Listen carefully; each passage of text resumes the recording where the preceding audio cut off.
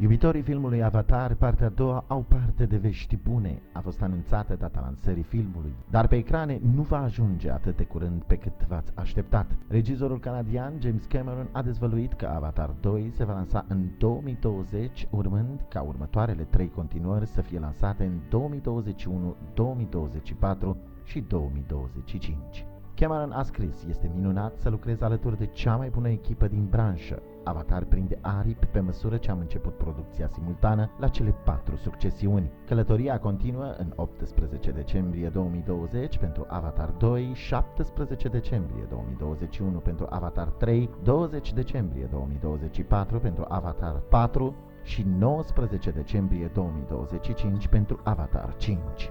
James Cameron a mărturisit înainte că filmarea celor 4 lungmetraje în același timp se compară cu filmările la un miniserial TV. Lucrăm concomitent, este vorba în mare parte de 8 ore de poveste. Va fi o provocare uriașă să ținem minte toate detaliile în ordine fix unde ne plasăm în poveste. Va fi probabil cel mai provocator lucru pe care l-am făcut vreodată. Sunt sigur că va fi o provocare și pentru actori." Cameron a spus că nu îl îngrijorează data la care vor fi lansate filmele. Regizorul a declarat anul trecut că pentru mine nu este important când va fi lansat primul film, ci ritmul în care vor fi lansate restul. Îmi doresc să fie lansate cât mai aproape unele de celelalte. Lansarea în 2009 a filmului Avatar, produse de 20th Century Fox, a fost o aventură fantasy lansată în tărâmul îndepărtat și magic al Pandorei, a surclasat toate recordurile de box office, obținând câștiguri care